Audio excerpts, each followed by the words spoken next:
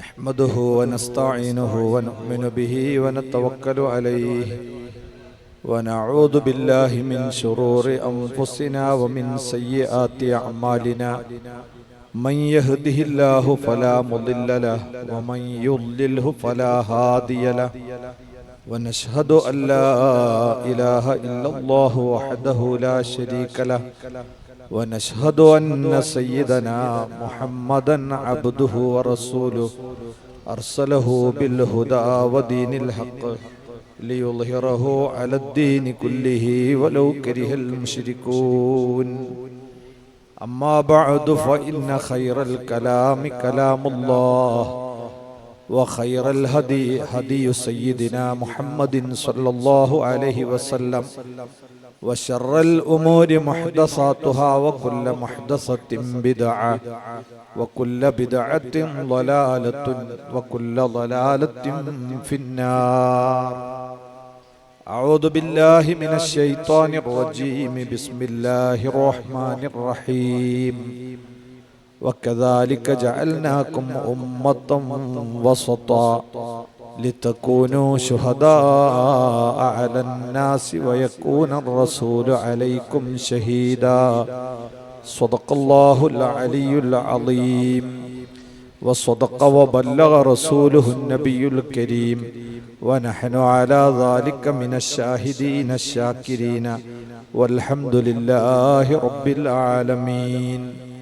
وقد قال سيدنا محمد صلى الله عليه وسلم: من أحدث في أمرنا هذا ما ليس منه فهو رد. صدق رسول الله صلى الله عليه وسلم. محمد دينه حق ندين به محمد مجملا حقا على علمي مولاي صل وسلم دائما أبدا على حبيبك خير الخلق كلهم محمد ذكره روح لأنفسنا محمد شكره فرض على الأمم يا رب بالمصطفى بلغ مقاصدنا واغفر لنا ما مضى يا واسع الكرم. ബഹുമാനം നിറഞ്ഞ പണ്ഡിതന്മാരെ, ദർഗ കമ്മിറ്റി ഭാരവാഹികളെ, പ്രിയം നിറഞ്ഞ ഉമ്മമാരെ, സഹോദരി സഹോദരങ്ങളെ, നാട്ടുകാരെ, സുഹൃത്തുക്കളെ, മഹാനായ സയ്യിദ് മദനി തങ്ങളവറുകളുടെ ബർക്കത്തുകൊണ്ട് നമ്മുടെ മജ്ലിസ് അല്ലാഹു ഖബൂൽ ചെയ്യുമാറാകട്ടെ. അവന്റെ വിധിവിലക്കുകൾ മാനിച്ച് ജീവിക്കാനും അവസാനം ഈമാനോടെ മരിച്ച് ജന്നാത്തുൻ നഈമിൽ കുടുംബസമേതം ഒരുമിച്ച് കൂടാനും ഈ സദസ്സ് അല്ലാഹു ഒരു കാരണമാക്കി തരുമാറാകട്ടെ. ആചാരവും അനാചാരവും, ഇതിന് അറബിയിൽ സാധാരണ പറയുന്നത് അസുന്നത്തു വൽ ബിദ്അത്തു എന്നാണ്. അസുന്ന എന്ന് പറഞ്ഞാൽ സദാചാരം അല്ലെങ്കിൽ ആചാരം. അൽ ബിദ്അ എന്ന് പറഞ്ഞാൽ അനാചാരം. ആചാരവും അനാചാരവും രണ്ടു തരത്തിലുണ്ട്. ഒന്ന് മതപരമായ ഇബാദത്തുകളിൽ വരുന്ന ആചാരവും അനാചാരവും. രണ്ടാമത്തത് ആദിയായ അഥവാ നാട്ടുനടപ്പിൽ വരുന്ന അനാചാരവും ആചാരങ്ങളും ഉണ്ട്. ഇതൊരു വലിയ പ്രവിശാലമായ വിഷയമാണ്. എത്ര പറഞ്ഞാലും തീരാത്ത കാര്യമാണ്. ഇതിലേറ്റവും പ്രാധാന്യമുള്ളത് മതപരമായ ആചാരത്തെയും അനാചാരത്തെയും നമ്മൾ വേർതിരിച്ച് മനസ്സിലാക്കാൻ അടിസ്ഥാനപരമായ ചില അറിവുകൾ സ്വായത്തമാക്കുക എന്നതാണ്. അത് നമുക്ക് മനസ്സിലാക്കി കഴിഞ്ഞാൽ സമൂഹത്തിൽ ഉടലെടുക്കുന്ന പുതിയ വാദങ്ങളെയും മതവിരുദ്ധമായ അനാചാരങ്ങളെയും വേർതിരിച്ചറിയാനും അതിൽ നിന്ന് വിട്ടുനിൽക്കാനും തീർച്ചയായും നമുക്ക് സാധിക്കും. അസുന്ന എന്ന് പറയുന്നത് പല അർത്ഥത്തിനും ഉപയോഗിക്കാറുണ്ട്. സുന്നത്ത് എന്നത് ഇപ്പൊ ഫർള് സുന്നത്ത് എന്ന് സാധാരണ ഉപയോഗം നിങ്ങൾക്കൊക്കെ അറിയാം. നിസ്കാരത്തിന്റെ ഫർളുകൾ, നിസ്കാരത്തിന്റെ സുന്നത്ത് നമ്മൾ പറയാറുണ്ട്. അവിടെ സുന്നത്ത് എന്ന് പറഞ്ഞാലുള്ള അർത്ഥം നമ്മൾ ചെയ്താൽ നമുക്ക് കൂലി കിട്ടും, ചെയ്തിട്ടില്ലെങ്കിൽ കുറ്റവും കിട്ടൂല എന്ന് അവിടുത്തെ സുന്നത്തിനർത്ഥം. ഇനി ഖുർആന് സുന്നത്ത് എന്നൊരു പ്രയോഗം നിങ്ങളൊക്കെ ശ്രദ്ധയിൽപ്പെട്ടിട്ടുണ്ടാവും. ഖുർആന് സുന്നത്ത് എന്നിങ്ങനെ പറയും. ആ പറയുന്നിടത്ത് സുന്നത്തിന് മറ്റൊരർത്ഥമാണ്. നബി സല്ലല്ലാഹു അലൈഹി വസല്ലം തങ്ങളുടെ വാക്കുകൾ, പ്രവർത്തനങ്ങൾ, അംഗീകാരം ഇതെല്ലാം ഉൾക്കൊള്ളുന്നതിനാണ് ഖുർആന് സുന്നത്ത് എന്ന് പറയുമ്പം സുന്നത്ത് എന്ന് പറയും. ഇപ്പൊ സ്വഹീഹുൽ ബുഖാരിയിലൊക്കെ ഉള്ള ഹദീസുകളെ ആ അർത്ഥത്തിലാണ് സുന്നത്ത് എന്ന് പറയുന്നത്. ഇനി മൂന്നാമത്തെ ഒരു ഉപയോഗം, അത് സുന്നത്ത് ബിദ്അത്ത് എന്ന് പറയുമ്പോഴുള്ള സുന്നത്താണ്. അവിടെ സുന്നത്തിന്റെ അർത്ഥം ഈ പറഞ്ഞ രണ്ടുമല്ല. അതെന്താ? മാ വാഫഖ ശർഅ, ശർഇനോട് യോജിച്ച കാര്യമെന്നാണ്. ഒന്നുകൂടെ പറഞ്ഞാൽ ചതുർ പ്രമാണങ്ങളുണ്ട് നമുക്ക്. 4 പ്രമാണങ്ങളാണ്. ഒന്ന് പരിശുദ്ധ ഖുർആൻ, മറ്റൊന്ന് പ്രവാചകരുടെ സുന്നത്ത്, വേറെ ഒന്ന് ഇജ്മാ, ഖിയാസ്. ഈ 4ൽ ഒരു പ്രമാണത്തിന് വിധേയമായ കാര്യമാണെങ്കിൽ അതിനാണ് ബിദ്അത്തിനെതിരെയുള്ള സുന്നത്ത് എന്ന് പറയുക. അഥവാ ആചാരം അല്ലെങ്കിൽ സദാചാരം എന്ന് പറയുന്നത് പ്രമാണ പിന്തുണയുള്ള കാര്യത്തിനാണ്. ഇത് മനസ്സിലായി കഴിഞ്ഞാൽ പിന്നെ ബിദ്അത്ത് എന്താണ് നമുക്ക് വേഗം മനസ്സിലായി. അതെന്താ? പ്രമാണങ്ങളുടെ പിൻബലമില്ലാത്തതിനെ ബിദ്അത്ത് എന്ന് പറയും. അപ്പൊ പ്രമാണത്തിന്റെ പിന്തുണയുള്ളത് സുന്നത്ത്, ആചാരമാണ്. പ്രമാണത്തിന്റെ പിന്തുണ ഇല്ലാത്തത് ബിദ്അത്ത്, അത് ദുരാചാരമാണ്, ഉപേക്ഷിക്കപ്പെടേണ്ടതാണ്. ഈ അടിസ്ഥാനം നമ്മൾ മനസ്സിലാക്കി കഴിഞ്ഞാൽ ഇനി ഞാനൊരു പറയുന്ന കാര്യം നിങ്ങൾ നന്നായി ശ്രദ്ധിക്കണം. പുണ്യകർമ്മങ്ങളാണല്ലോ നമ്മൾ ഈ സുന്നത്ത് എന്ന് പറഞ്ഞ പ്രമാണ വിധേയമായ കാര്യങ്ങളൊക്കെ. ആ പുണ്യകർമ്മങ്ങൾ 2 വിധത്തിലുണ്ട്. ഒന്ന്, പ്രത്യേകമായ രൂപവും രീതിയും അള്ളാഹുവും റസൂലും നിശ്ചയിച്ചു തന്ന പുണ്യകർമ്മങ്ങൾ എന്ന് പറഞ്ഞാൽ അതിന് നിബന്ധനകൾ ഉണ്ടാകും, ഫർളുകൾ ഉണ്ടാകും, ഷർത്തുകൾ ഉണ്ടാവും, ആദാബുകൾ ഉണ്ടാവും. ഇതൊക്കെ പ്രത്യേകമായ സമയവും രീതിയും രൂപവും ശറഅ് വെച്ചു തന്നിട്ടുള്ള പുണ്യകർമ്മങ്ങളാണ്. ഉദാഹരണം ഏതുപോലെ 5 നേരത്തെ നിസ്കാരം, അതെല്ലാവർക്കും അറിയാം. അത് അള്ളാഹു പ്രത്യേകമായ സമയം വെച്ച, നിബന്ധനകൾ വെച്ച, റക്അത്തുകൾ വെച്ച, രീതിയും രൂപമൊക്കെ നിശ്ചയിച്ച സംഗതിയാണല്ലോ. അതുപോലെ തന്നെയാണ് റമളാൻ മാസത്തിലെ നോമ്പ്, നമ്മുടെ ഹജ്ജ്, സക്കാത്ത്, ജുമുഅ നിസ്കാരം, ഇങ്ങനെ തുടങ്ങിയ കാര്യങ്ങളെല്ലാം ശറഇൽ പ്രത്യേക രീതിയും രൂപവും നിശ്ചയിച്ചു തന്ന ഇബാദത്താണ്. ഇതാണ് പ്രത്യേകമായ ഇബാദത്ത്. അതിന് ഇബാദത്തും മഖ്സൂസ എന്ന് വേണമെങ്കിൽ പറയാം. ഇനി ഇബാദത്തുകളുടെ കൂട്ടത്തിൽ രണ്ടാമത്തെ ഒരു ഐറ്റം ഉണ്ട്. അതേതാ? പ്രത്യേകമായ രീതിയും രൂപവും ശറഅ് നിശ്ചയിച്ചിട്ടില്ല, എന്നാൽ പൊതുവിൽ പ്രോത്സാഹിപ്പിക്കപ്പെട്ട കാര്യമാണ്. ഉദാഹരണത്തിന് നമ്മൾ ഈ വഅലിന്റെ സദസ്സ്, ഇൽമു പഠിപ്പിക്കൽ, ദീനിന്റെ പ്രബോധനം നടത്തൽ, ദിക്ർ ചൊല്ലല്, ഇങ്ങനെ തുടങ്ങിയ കുറെ കാര്യങ്ങൾ ഇന്ന രൂപത്തിലേ ആകാവൂ എന്ന് നിഷ്കർഷിക്കാതെ മൊത്തത്തിൽ പ്രോത്സാഹനം തന്ന പുണ്യകർമ്മങ്ങളുണ്ട്. ഈ 2 തരമുണ്ടെങ്കിലും ഇതിൽ ആദ്യം പറഞ്ഞ അഥവാ പ്രത്യേക രീതിയും രൂപവും അള്ളാഹുവും റസൂലും നിശ്ചയിച്ചു തന്ന പുണ്യകർമ്മങ്ങളെ ഏതെങ്കിലും വിധത്തിൽ മാറ്റാനോ തിരുത്താനോ കൂട്ടാനോ കുറക്കാനോ നമുക്ക് അനുമതിയില്ല. ഉദാഹരണത്തിന് ഏതുപോലെ 5 നേരത്തെ നിസ്കാരം അതൊരു 6 നേരമാക്കാനോ അല്ലെങ്കിൽ 4 നേരമായിട്ട് കുറക്കാനോ നമുക്ക് പറ്റുമോ? അത് പറ്റൂല. അതേപോലെ സുബഹി നിസ്കാരം 2 റക്അത്താണ് അള്ളാഹു നിശ്ചയിച്ചത്. അപ്പൊ നമുക്കിങ്ങനെ തോന്നാണ്, സുബഹിക്കാണല്ലോ നമുക്ക് കുറച്ചുകൂടി എക്സസൈസ് ഒക്കെ ആവശ്യമുള്ളത്. ആൾക്കാരൊക്കെ ഇപ്പൊ സുബഹി നിസ്കരിച്ചാൽ ഇങ്ങനെ ഇറങ്ങി നടക്കുകയാണ്. അതൊരു 20 റക്അത്തായി കിട്ടിയാല് ആ നടത്തത്തിന് പകരം നിസ്കാരല്ലേ, നല്ല സംഗതിയല്ലേ എന്ന് പറഞ്ഞ് അത് 20 ആക്കാൻ പറ്റുമോ? അത് പറ്റൂല. അതേ സമയത്ത് ഈ തറാവീഹോ റമളാനിൽ നോമ്പ് നോറ്റ് ക്ഷീണിച്ച്, നോമ്പ് തുറന്നതിന്റെ പുറമെ വീണ്ടും ക്ഷീണിച്ച്, ഇശാവും കഴിഞ്ഞ് ഒന്ന് കിടക്കണമെന്ന് തോന്നുന്ന സമയത്ത് അതാകട്ടെ 20 റക്അത്ത്. അതൊരു 2 കിട്ടിയാൽ തിരക്കടില്ല എന്ന് നമുക്കൊക്കെ തോന്നുന്നുണ്ട്. സുബഹിന് ശേഷം കൂടിയാലും പ്രശ്നമില്ല എന്ന് തോന്നുന്നുണ്ടെങ്കിൽ നമ്മളെ ആഗ്രഹത്തിനനുസരിച്ച് അത് കൂട്ടാനോ കുറക്കാനോ മാറ്റാനോ തിരുത്താനോ പറ്റൂല. അതാണ് ആ ഇബാദത്തുകളുടെ പ്രത്യേകത. അതേപോലെ നിസ്കാരത്തിൽ നബിതങ്ങൾ പറഞ്ഞു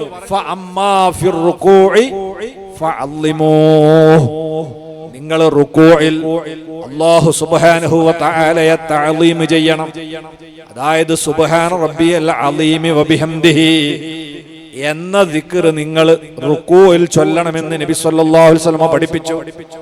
ആ ദിക്റിന് പകരം ഒരാൾ ചിന്തിക്കുകയാണ്, യാസീന് സുബ്ഹാന റബ്ബിയൽ അലീമി വബിഹംദിഹി എന്ന സൂറത്തിനേക്കാൾ പുണ്യമില്ലേ, അതുകൊണ്ട് ഞാൻ റുകൂഇൽ യാസീൻ ഓതട്ടെ എന്നൊരാൾ പറഞ്ഞാൽ മതം അനുവദിക്കോ? ഇല്ല. റുകൂഇൽ നബിതങ്ങൾ ചൊല്ലാൻ പറഞ്ഞത് നമ്മൾ ചൊല്ലണ്ട, അതിനാ കൂലി കിട്ടുക. നമ്മളെ വകയിൽ അവിടെ വേറെ കൊണ്ടുവരാൻ പാടില്ല. അതാണ് പ്രത്യേകമായ ഇബാദത്തുകളുടെ പ്രത്യേകത. അത് അല്ലാഹു റസൂലും എങ്ങനെ വെച്ചോ അതേപോലെ ചെയ്തിരിക്കണം. അതിൽപ്പെട്ടതാണ് ജുമുഅ നിസ്കാരം. ജുമുഅ നിസ്കാരം സാധാരണ ളുഹർ നിസ്കാരം പോലെയല്ല. ജുമുഅ നിസ്കാരം 2 റക്അത്തെ അല്ലാഹു വെച്ചിട്ടുള്ളൂ. അതേ സമയത്ത് അതിന് പകരമെന്നോണം 2 ഖുതുബ അല്ലാഹു നിശ്ചയിച്ചിട്ടുണ്ട്. ആ ഖുതുബയും നിസ്കാരവും ഒക്കെ അല്ലാഹു റസൂലും പ്രത്യേകമായ ഒരു ഇബാദത്തായി നിശ്ചയിച്ചു എന്നതുകൊണ്ട് അവരെങ്ങനെയാണോ അത് ചെയ്ത് കാണിച്ചു തന്നത് അതേ രീതിയിൽ തന്നെ ചെയ്യണം. ജുമുഅയുടെ ഖുതുബ അത് കന്നഡ ഭാഷയിലേക്കാക്കാൻ പറ്റുമോ?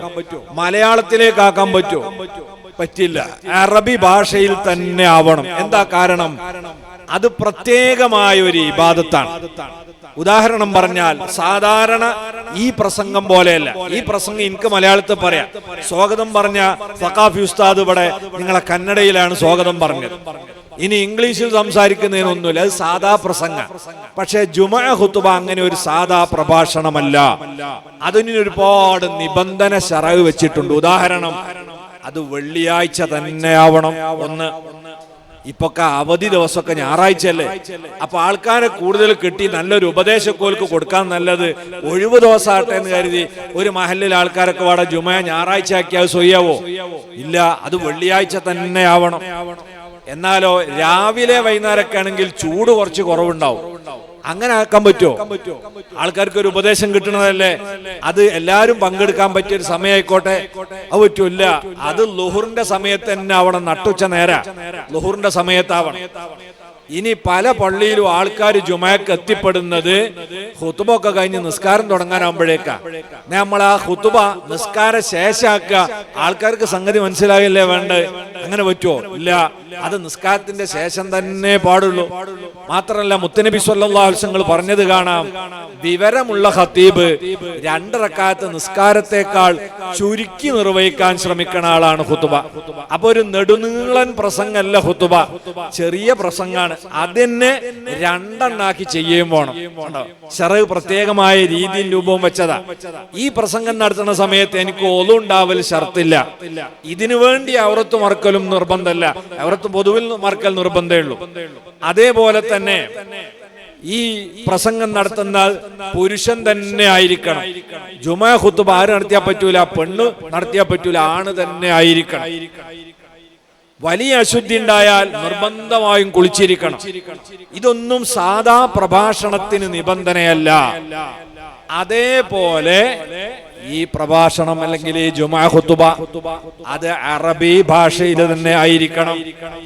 അവിടെയാണ് മതം പ്രത്യേകമായ ഒരു രൂപവും രീതിയും നിശ്ചയിച്ച ഇബാദത്താണെങ്കിൽ അതിന്റെ രൂപവും രീതിയും മാറ്റാൻ പറ്റില്ല.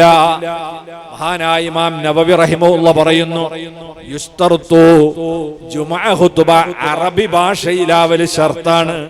ലിഅന്നഹു ദിക്റും മഫ്റൂള്, കാരണം അത് ഫർളാക്കപ്പെട്ട ഒരു ദിക്റാണ്. അതൊരു സാധാരണ പ്രസംഗമല്ല. ഫശുരിത ഫീഹിൽ അറബിയ്യ, അതുകൊണ്ട് ജുമുഅ ഖുതുബയിൽ അറബ് ഭാഷ ശർത്താണ്.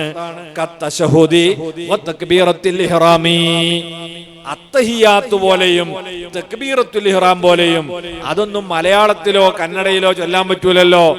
അതുപോലെ ഫർളായ ഒരു ദിക്റാണ് എന്നതുകൊണ്ട് തന്നെ അറബി ഭാഷയിലാവൽ ഷർത്താണ്. മാത്രമല്ല മഅ ഖൗലിഹി സ്വല്ലല്ലാഹു അലൈഹി വസല്ലം മുത്തുനബി പറഞ്ഞിട്ടുമുണ്ട്, സല്ലു കമാ റഅയ്തുമൂനി ഉസല്ലി, ഞാൻ എങ്ങനെ നിസ്കരിക്കുന്നതാണോ നിങ്ങൾ കണ്ടത് അതുപോലെ നിസ്കരിക്കണം. വകാന യഖ്തുബു ബിൽ അറബിയ്യ, മുത്തുനബി അറബി ഭാഷയിലായിരുന്നു ഖുത്ബ നിർവഹിച്ചത്. അപ്പൊ അതേ രീതിയിൽ അറബി ഭാഷയിൽ ജുമുഅ നിസ്കാരത്തിന്റെ മുമ്പ് വെള്ളിയാഴ്ച ളുഹറിന്റെ സമയത്ത് 2 ഖുത്ബ ഓതി നബി അറബി ഭാഷയിൽ ഖുത്ബ ഓതി അറബി ഭാഷയിൽ നിസ്കരിച്ചു. അതേപോലെ തന്നെ ചെയ്യണം, കാരണം ഇതൊരു സാധാരണ പ്രസംഗമല്ല. അപ്പൊ പ്രത്യേകമായ ഇബാദത്തായതുകൊണ്ടാണ് അത് അറബി ഭാഷയിൽ തന്നെ ആവണം എന്ന് പറഞ്ഞത്. പിന്നെ ലോകത്ത് ആദ്യമായി അറബി അല്ലാത്ത ഭാഷയിൽ ഖുത്ബ നിർവഹിച്ചത് ആരാ? മുജാഹിദ് വിഭാഗമൊക്കെ അവരെ വലിയ നേതാവാക്കി വാഴ്ത്തുന്ന, കേരളത്തിലേക്ക് വഹാബിസത്തെ കൊണ്ടുവന്ന, കർണാടകയിലേക്കൊക്കെ വഹാബിസം കടന്നു വന്ന വഴി ഈജിപ്തിലെ റഷീദുർ റിള എന്ന വ്യക്തിയിലൂടെയാണ്. അദ്ദേഹത്തിന്റെ തഫ്സീറുൽ മനാർ എന്ന ഒരു ഗ്രന്ഥവും അദ്ദേഹത്തിന്റെ മജല്ലത്തുൽ മനാർ എന്ന പേരുള്ള മാസികയുമാണ് ഇവിടത്തെ ആളുകൾ വഹാബിസത്തിലേക്ക് ആകൃഷ്ടരാകാൻ കാരണക്കാരായത്. ആ തഫ്സീറുൽ മനാറിന്റെ 9ാം വാല്യം 313ാമത്തെ പേജിൽ റഷീദുർ റിള തന്നെ പറയുന്നു, ആരാണ് അറബേതര ഭാഷയിലേക്ക് ജുമുഅ ഖുത്ബ ആദ്യമായി നിർവഹിക്കാൻ മുന്നോട്ട് വന്നത്. അദ്ദേഹം പറയുന്നു, ലാ യസാലൂന യഖറഊനൽ ഖുർആന വ അദ്കാറു സ്വലാത്തി വൽ ഹജ്ജി വൽ ഹജ്ജി ബിൽ അറബിയ്യ. ലോക മുസ്ലിമീങ്ങളെല്ലാം പരിശുദ്ധ ഖുർആൻ പാരായണം ചെയ്തത്, ഹജ്ജിന്റെയും നിസ്കാരത്തിന്റെയും ദിക്ർ ചൊല്ലിയത് അതൊക്കെ അറബി ഭാഷയിലായിരുന്നു. വകദാലിക ഖുതുബത്തുൽ ജുമുഅത്തി വൽ ഈദൈൻ, അതേ പ്രകാരം തന്നെ 2 ജുമുഅയുടെ 2 ഖുതുബയും 2 പെരുന്നാളിന്റെ ഖുതുബയും അറബിയിലാണ് ലോക മുസ്ലിമീങ്ങൾ ചെയ്തു പോന്നിട്ടുള്ളത്. ഇല്ലാ മാ ശദ്ദത്ത് ബിഹി അൽ ഹുകൂമത്തുൽ കമാലിയത്തു തുർക്കിയ, തുർക്കിയിലെ മുസ്തഫ കമാൽ പാഷ എന്നറിയപ്പെടുന്ന ഇസ്ലാമിക ഖിലാഫത്തിനെ ബ്രിട്ടീഷുകാർക്ക് ഒറ്റിക്കൊടുത്ത് ഇസ്ലാമിക സംസ്കാരത്തെ തന്നെ ആ തുർക്കിയിൽ നിന്ന് ഉച്ചാടനം ചെയ്യാൻ കൂട്ടുനിന്ന വ്യക്തിയായ റഷീദുർ റിളയാണ് ആദ്യമായി അറബി അല്ലാത്ത ഭാഷയിൽ ഖുത്ബ നിർവഹിക്കാൻ തുനിഞ്ഞത്. അമറത്തിൽ ഖുതബാ, അയാൾ ഖത്തീബുമാരോട് കൽപ്പിച്ചു, നിങ്ങൾ തുർക്കി ഭാഷയിൽ ഖുത്ബ ഓതണം. എന്തിനു വേണ്ടിയാണ് അദ്ദേഹം അതിന് തുനിഞ്ഞത്? തംഹീദൻ ലിസ്സലാത്തി ബിഹാ, ഭാവിയിൽ നിസ്കാരത്തിന്റെ കൂടി ഭാഷ തുർക്കിയിലേക്ക് മാറ്റുന്നതിന്റെ ആദ്യ പടിയാണ്. അതെന്താ കാരണം? അയാള് ഇസ്ലാമിക ഖിലാഫത്തിനെ തകർക്കാൻ വേണ്ടി ജനങ്ങളെ സംഘടിപ്പിച്ച ഒരു ന്യായമുണ്ട്. അതെന്തായിരുന്നു? അറബ് ദേശീയതയുടെ പിന്നിൽ നമ്മൾ പോകേണ്ടവരല്ല, നമ്മൾ തുർക്കികളാണ്. അതുകൊണ്ട് തന്നെ അറബ് നാട്ടിൽ നിന്ന് വന്ന ഖിലാഫത്തിനെ നമ്മൾ വലിച്ചെറിയണം, നമ്മൾ തുർക്കി ദേശീയതയിലേക്ക് വരണം. അതുകൊണ്ട് ഇസ്ലാമിന്റെ ആരാധനകളുടെ ഭാഷയെല്ലാം തുർക്കിയിലേക്ക് മാറ്റണം എന്ന് പറഞ്ഞ് പർദ്ദ വലിച്ചെറിഞ്ഞ, തൊപ്പി നിരോധിച്ച, പള്ളികൾ പൊളിച്ച് അത് കള്ളിൻ ഷാപ്പാക്കിയ വ്യക്തിയാണ് ഈ മുസ്തഫ കമാൽ. അയാൾ കൊണ്ടുവന്ന ഒരാശയമാണ് അറബേതര ഭാഷയിലെ ജുമുഅ ഖുത്ബ. അത് പാടില്ല എന്ന് പറയാനുള്ള കാരണം എന്താ? ഇസ്ലാമിലെ പ്രത്യേകമായ രീതിയും രൂപവും മതം നിശ്ചയിച്ചു തന്നിട്ടുള്ള ഇബാദത്തുകളെ മാറ്റുന്നത് അനാചാരമാണ്. അതുകൊണ്ട് തന്നെ നമ്മളെ നാട്ടിലുള്ള പുത്തനാശയക്കാർ, അത് വഹാബികളാകട്ടെ മൗദൂദികളാകട്ടെ, അവരൊക്കെ ജുമുഅയുടെ ഖുത്ബ അറബേതര ഭാഷയിൽ നിർവഹിക്കുന്നത് അനാചാരമാണ്, മതവിരുദ്ധമാണ്. 1300 കൊല്ലക്കാലത്തെ മുസ്ലിമീങ്ങളുടെ ചരിത്രത്തിലില്ലാത്ത ഇസ്ലാമിന്റെ കഠിന വിരോധിയായ ഒരു വ്യക്തി തുടക്കം കുറിച്ച ഒരു ദുരാചാരമാണ്. ആ ദുരാചാരം നടക്കുന്ന പള്ളിയിൽ കയറി ജുമുഅയിൽ നമ്മൾ പങ്കെടുത്താൽ ആ ജുമുഅ ഒരിക്കലും അല്ലാഹു സ്വീകരിക്കൂല. ജുമുഅ എന്ന് പറയുന്നത് മുത്തനബി പറഞ്ഞത്, അൽ ജുമുഅതു ഇലൽ ജുമുഅ കഫാറത്തുൽ ലിമാ ബൈനഹുമാ, ഒരു ജുമുഅയുടെ ഇടയിലുള്ള 7 ദിവസത്തെ പാപങ്ങളെ സ്വഹീഹായ ഒരു ജുമുഅ കൊണ്ട് നമുക്ക് പുറത്തു കിട്ടും. മാത്രമല്ല അവിടുന്ന് പറഞ്ഞു 3 ദിവസത്തത് എക്സ്ട്രയും അള്ളാഹു തരും. അങ്ങനെ 10 ദിവസത്തെ പാപം പൊറുക്കുന്ന ഒരു ഇബാദത്താ ജുമുഅ ഖുതുബ. അതൊരിക്കലും പരിഭാഷപ്പെടുത്തുന്ന പള്ളിയിൽ പോയി അല്ലെങ്കിൽ അറബിയല്ലാത്ത ഭാഷയിൽ ഖുതുബ നിർവഹിക്കുന്ന പള്ളിയിൽ പോയി നമ്മൾ നിർവഹിക്കരുത്. അത് അനാചാരമാണ്. അള്ളാഹുവിന്റെ അടുക്കൽ കുറ്റം കിട്ടുന്ന ഒരു രീതിയാണ്. അള്ളാഹു നമ്മളെ കാത്തുരക്ഷിക്കട്ടെ. അതുപോലെ പള്ളികളിൽ വന്ന് ജുമഅയും ജമാഅത്തും നടത്തുക, അത് ഇസ്ലാം പ്രത്യേകമായ ഒരു ഇബാദത്തായി നിശ്ചയിച്ച സംഗതിയാണ്. 5 നേരത്തെ ജമാഅത്ത് എല്ലാ നാട്ടിലെ പള്ളിയിലും നടക്കണം. അതുപോലെ ജുമുഅ അത് എല്ലാ നാട്ടിലെ പള്ളിയിലും നടക്കണം. എന്നാൽ പള്ളിയിൽ നടക്കുന്ന ജുമുഅയിലും ജമാഅത്തിലും മതം നിശ്ചയിച്ചത് ആര് പങ്കെടുക്കണമെന്നാണ്. പരിശുദ്ധ ഖുർആനിൽ പ്രധാനമായും പള്ളിയെ കുറിച്ച് പറയുന്ന 2 ആയത്തുകൾ നമുക്ക് കാണാം. അതിലൊന്ന് സൂറത്തു തൗബയിലെ 108-ാമത്തെ ആയത്താണ്. അവിടെ അല്ലാഹു തആല പറയുന്നു, ല മസ്ജിദുൻ നുസ്സിസ അല തഖ്വാ മിൻ അവ്വലി യൗം.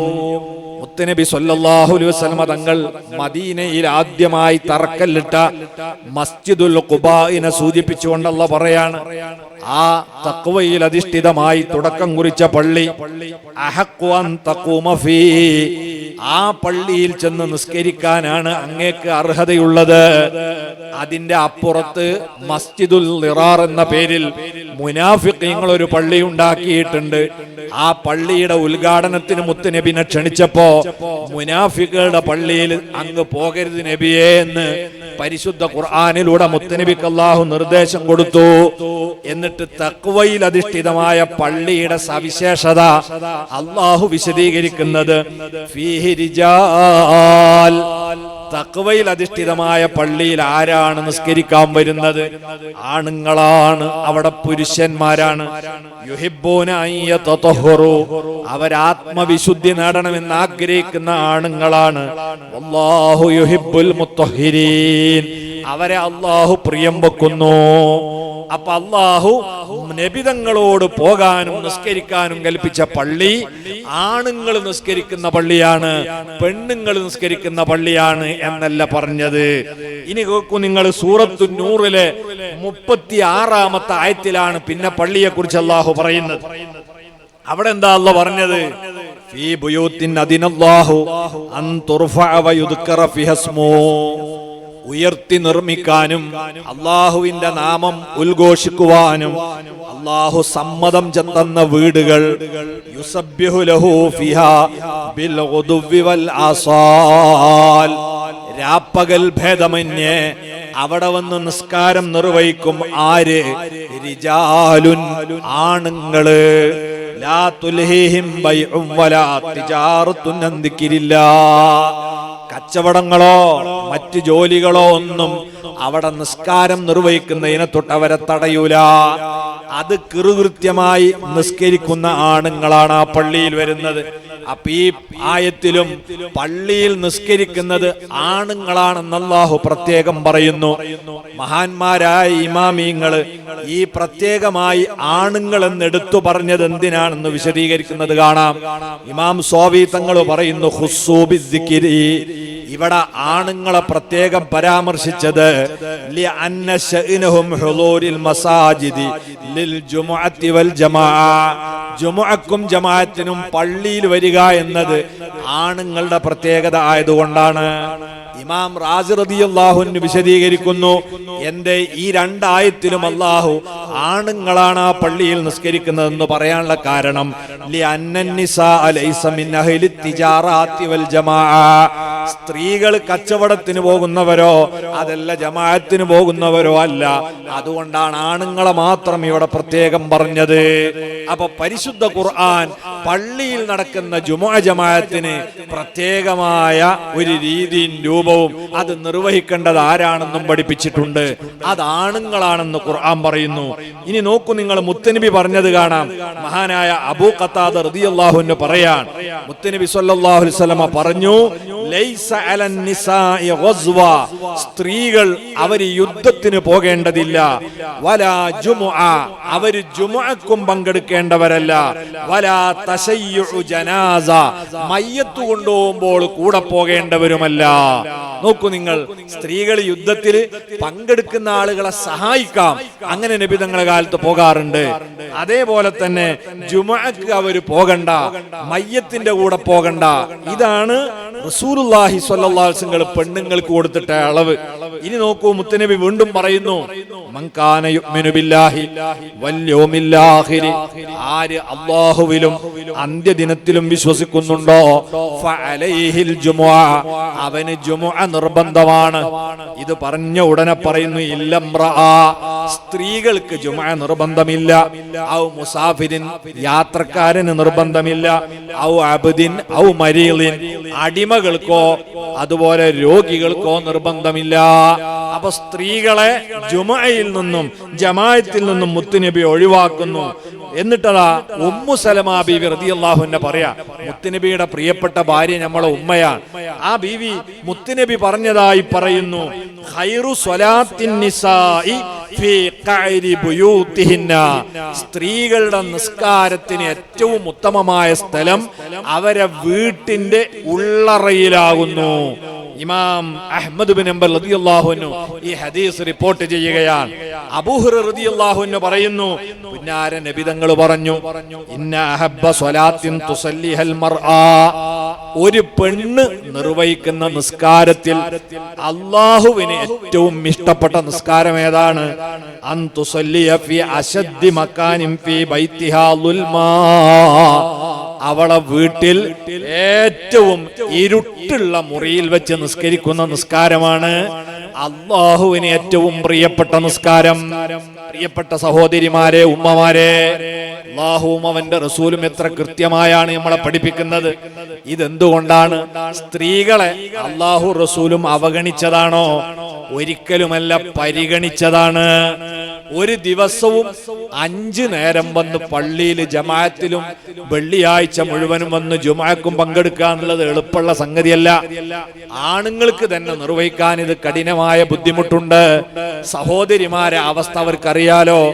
അവര് ഗർഭം ചുമക്കേണ്ടവരാണ്. അത് പുരുഷന്മാർക്ക് ഏറ്റെടുക്കാൻ പറ്റൂല. അത് 1-2 ദിവസമോ മാസോ അല്ല, 10 മാസം ഗർഭം ചുമക്കണം. അത് കഴിഞ്ഞ് വേദന സഹിച്ച് പ്രസവിക്കണം. അത് കഴിഞ്ഞ് 2 വർഷക്കാലം ഉമ്മമാര് കുട്ടികൾക്ക് മുലയൂട്ടണം. അത് കഴിഞ്ഞാലും ഈ കുട്ടികളെ ശ്രദ്ധിച്ച് പരിപാലിച്ച് അവർക്ക് ഭക്ഷണം ഉണ്ടാക്കി കൊടുത്ത് അവർ വലുതായാൽ അവരെ മദ്രസയിലും സ്കൂളിലും പറഞ്ഞയച്ച് അവര് തിരിച്ചെത്തുമ്പോഴേക്ക് ആഹാരം ഉണ്ടാക്കി കൊടുത്ത് ഈ കുടുംബത്തിന് വേണ്ടി അധ്വാനിക്കാൻ പോകുന്ന ഭർത്താവിന് ഭക്ഷണം ഉണ്ടാക്കി താമസിക്കുന്ന വീടും പരിസരവും വൃത്തിയാക്കി വലിയ ജോലി അവരേറ്റെടുത്ത് നിർവഹിച്ചു കൊണ്ടിരിക്കുകയാണ്. ഇതിന്റെ ഇടയിൽ പള്ളിയിൽ നിന്ന് ഹയ്യാലസ്വലാ എന്ന് കേൾക്കുമ്പോൾ ഒരു ദിവസം 5 നേരം മാറ്റിയൊരുങ്ങി ഒരു പെണ്ണ് പള്ളിയിലേക്ക് പോകണമെന്ന് പറഞ്ഞാൽ അത് സ്വാതന്ത്ര്യമാണോ അല്ല പാരതന്ത്ര്യമാണോ? സ്ത്രീകളെ സംബന്ധിച്ച് അത് താങ്ങാൻ കഴിയാത്ത ബുദ്ധിമുട്ടാണ്. അതുകൊണ്ട് അവരോടുള്ള പരിഗണനയുടെയും സ്നേഹത്തിന്റെയും ഭാഗമായാണ് അവര് ജുമുഅക്കും ജമാഅത്തിനും വരേണ്ടതില്ല എന്ന് അല്ലാഹു റസൂലും കൽപ്പിച്ചിട്ടുള്ളത്. അതുകൊണ്ട് തന്നെ സഹോദരിമാർക്ക് ആ രീതിയിൽ പള്ളിയിൽ വന്ന് ജുമുഅക്കും ജമാഅത്തിനും വരണം എന്നൊരാള് പറഞ്ഞാൽ അത് അല്ലാഹു റസൂലും പഠിപ്പിച്ച പുണ്യകർമ്മത്തെ മാറ്റലാണ്, തിരുത്തലാണ്. അത് അനാചാരാണ്. സ്ത്രീകൾക്ക് നിസ്കരിക്കാൻ ഏറ്റവും ഉത്തമം അവളുടെ വീടാണ് എന്ന് ഗണ്ണിതമായി മുത്തനബി പറഞ്ഞിരിക്കെ അല്ല പള്ളിയാണെന്ന് ഒരാൾ പറഞ്ഞാൽ ആ വാദമാണ് ബിദ്അത്ത്, അത് അനാചാരമാണ്. അങ്ങനെ അവര് പോയാൽ ആ ജമാഅത്തിന് അവർക്ക് കൂലി കിട്ടൂല, ആ ജുമുഅക്ക് അവർക്ക് പ്രതിഫലം കിട്ടൂല. അപ്പൊ അങ്ങനെയാണ് അനാചാരം എന്ന് പറയുന്നത്. മതം പ്രത്യേകമായ രീതിയിൽ നിശ്ചയിച്ച ഒരു ഇബാദത്തിനെ അതിനെ മാറ്റാനോ തിരുത്താനോ വേറെ ഏതെങ്കിലും രൂപത്തിലേക്ക് അട്ടിമറിക്കാനോ നമുക്ക് പാടില്ല. ഇതേപോലെ തന്നെയാണ് സക്കാത്ത്. അതൊരു പ്രത്യേകമായ ഇബാദത്താണ്. അതിന് മതം ഒരു രൂപവും രീതിയും വെച്ചിട്ടുണ്ട്. എല്ലാ സമ്പത്തിനും സക്കാത്ത് ഇല്ലല്ലോ. നിങ്ങൾ നോക്കൂ, സ്വർണത്തിന് സക്കാത്തുണ്ട്. അതിനിപ്പോ 70,000 ചില്ലാൻ ഉറുപ്പിയാണ് ഒരു പവന്. എന്നാൽ അതിനേക്കാളും വിലപിടിപ്പുള്ള വേറെ പവിഴങ്ങളുണ്ട്, മുത്തുകളുണ്ട്, ഗോമേതങ്ങൾ, മാണിക്കക്കല്ല് പോലുള്ള സാധനമൊക്കെ ഉണ്ട്. അതിനൊന്നും സക്കാത്തില്ലല്ലോ. അപ്പൊ സക്കാത്ത് എന്നത് പ്രത്യേകമായ ചില ധനത്തിന് മാത്രമാണ്. അതിന് നിശ്ചിതമായ ഒരളവ് അവർ കൈവശപ്പെടുത്തുകയും ഒരു കൊല്ലം അത് സ്റ്റോക്ക് ചെയ്യുകയും ചെയ്താലാണ് അതിന്റെ 2.5% അവര് അള്ളാഹു നിശ്ചയിച്ച 8 വിഭാഗം ആളുകൾക്ക് കൊടുക്കണം. ഇതാണല്ലോ സക്കാത്ത്. അപ്പൊ അതിന് പ്രത്യേകമായ രൂപമുണ്ട്. ഇന്ന സമ്പത്തിനെ സക്കാത്ത് കൊടുക്കേണ്ടതുള്ളൂ, ഇത്ര അളവുണ്ടായാലേ കൊടുക്കേണ്ടതുള്ളൂ, ഇത്ര കാലം നിങ്ങളെ കൈവശത്തിൽ കിടന്നാലേ കൊടുക്കേണ്ടതുള്ളൂ. അതോടൊപ്പം തന്നെ അള്ളാഹ് നിശ്ചയിച്ചു തന്ന 8 കൂട്ടർക്ക് മാത്രമേ കൊടുക്കാൻ പാടുള്ളൂ. ഇങ്ങനെ മതം പ്രത്യേക രൂപവും രീതി നിശ്ചയിച്ചു. വിതരണത്തിന്റെ ആടെ അള്ളാഹ് തീർത്തു പറഞ്ഞതാ, ഇന്നമ സ്വദഖാതു ലിൽ ഫുഖറാഇ വൽ മസാകിനി വൽ ആമിലീന അലൈഹാ വൽ മുഅല്ലഫതി ഖുലൂബുഹും വഫിർ റിഖാബി വഫീ സബീലില്ലാഹി വബിനിസ് സബീൽ വൽ ഗാരിമീന വഫീ സബീലില്ലാഹി വബിനിസ് സബീൽ. 8 വിഭാഗം ആളുകൾക്ക് മാത്രം അർഹതപ്പെട്ടതാണ് സക്കാത്ത്. അതിലൊന്ന് ഫുഖറാ, പരമദരിദ്രരാ. 2 മിസ്കീന്മാരാണ്, അത്ര ദാരിദ്ര്യമില്ലെങ്കിലും ഒത്തൊപ്പിച്ച് പോകാൻ കഴിയുന്നില്ല. മൂന്നാമത്തത് ഇസ്ലാമിക ഗവൺമെന്റ് ഉള്ളയിടത്ത് എപ്പോഴും സക്കാത്തിന്റെ ജോലി ചെയ്യേണ്ട ആൾക്കാരുണ്ടാവും, അവരെ ശമ്പളം ഇന്ന് കൊടുക്കുക. 4 ഇസ്ലാമിലേക്ക് പുതുതായി കടന്നു വന്ന ആളുകൾ, അവരെ സഹായിക്കാൻ. 5 മോചനപത്രം എഴുതപ്പെട്ട അടിമകളെ അടിമത്വത്തിൽ നിന്ന് വിമോചിപ്പിക്കാൻ. 6 കടം കൊണ്ട് കുടുങ്ങിയ ആള്. 7 അള്ളാഹുവിന്റെ മാർഗത്തിൽ ശമ്പളം വാങ്ങാതെ ഇസ്ലാമിക ഗവൺമെന്റിന്റെ കീഴിൽ ധർമ്മസമര പോരാളികളായി സേവനം ചെയ്യുന്ന ആളുകൾ. 8 വഴിയാത്രക്കാരായ ആളുകൾ. യാത്രാമധ്യേ അവരെ സമ്പത്ത് കൊള്ളടിക്കപ്പെട്ടു പോകുകയോ നഷ്ടപ്പെട്ടു പോകുകയോ ചെയ്താൽ അവർക്ക് നാട്ടിലെത്താനുള്ള സഹായം. ഈ 8 വിഭാഗം ആളുകൾക്ക് മാത്രമേ സക്കാത്ത് കൊടുക്കാൻ പാടുള്ളൂ എന്ന് അള്ളാഹു ഖുർആനിൽ തീർത്തു പറയാൻ. അവിടെ തന്നെ സക്കാത്തിനെ 2ആയി മതം വിഭജിച്ചത് കാണാം. ഒന്ന് പ്രത്യക്ഷമായ ധനത്തിന്റെ സക്കാത്ത്, അത് കൊടുക്കേണ്ടതാരാ? ഇസ്ലാമിക ഗവൺമെന്റ് ഉണ്ടെങ്കിൽ അവരാണ് കൊടുക്കേണ്ടത്. ഏതാണ് ഈ പ്രത്യക്ഷമായ സക്കാത്ത് എന്ന് പറഞ്ഞാൽ? അത് ഇമാം നബവി റളിയല്ലാഹു പഠിപ്പിച്ചത് കാണാം. സ്വർണം, വെള്ളി, അതുപോലെ തന്നെ കച്ചവട മുതല്, അതേ രീതിയിൽ ഫിത്ർ സക്കാത്ത്. ഇതാണ് പ്രത്യക്ഷമായ പരോക്ഷമായ മുതൽ എന്ന് പറഞ്ഞാൽ അത് ഒരാളെ കയ്യിൽ എത്ര ഉണ്ടെന്ന് ആർക്കും അറിയില്ല. എന്റെ കയ്യിൽ എത്ര സ്വർണ്ണുണ്ട്, എത്ര പണമുണ്ട്, എത്ര വെള്ളിയുണ്ട് എന്ന് നിങ്ങൾക്കാർക്കും അറിയില്ല, നിങ്ങളതും എനിക്കും അറിയില്ല. അത് സ്വകാര്യമായതാണ്. അത് ആണ് ഒന്ന്. രണ്ടാമത്തേത് പരസ്യമായ മുതലാണ്. പരസ്യമായ മുതൽ എന്ന് പറഞ്ഞാൽ ഒന്ന് കാർഷിക വിളകളാണ്. അത് പാടത്തുണ്ട, എല്ലാവർക്കും കാണാം. അല്ലെങ്കിൽ പറമ്പിൽ ഈന്തപ്പനത്തോട്ടം, അതുപോലെ കാരക്കത്തോട്ടം, അതെല്ലാവർക്കും കാണാൻ പറ്റും. പിന്നെ കന്നുകാലികളാണ്. മറ്റൊന്ന് സ്വർണ്ണവും വെള്ളിയൊക്കെ കുഴിച്ചെടുക്കുന്ന കനികൾ ഉണ്ടെങ്കിൽ അതാ. ഇതൊക്കെ പരസ്യമായിട്ടുള്ള സംഗതിയാണ്.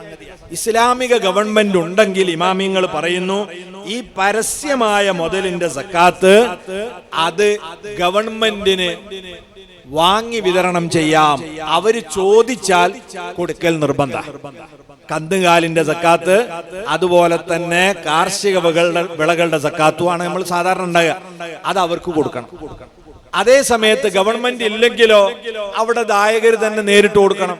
ഇനി ഗവൺമെന്റ് ഉണ്ടെങ്കിൽ തന്നെ പരോക്ഷമായ ധനത്തിന്റെ സക്കാത്ത്, വെള്ളി, സ്വർണം, വെള്ളിയുടെ സ്ഥാനത്താണ് നോട്ട് വരിക. അതേപോലെ തന്നെ കച്ചവടം, മുതൽ, ഫിത്ർ സക്കാത്ത്. ഈ 5 എണ്ണത്തിന്റെ സക്കാത്തും ഗവൺമെന്റ് ഉണ്ടെങ്കിൽ തന്നെ ആരാ കൊടുക്കേണ്ടത്?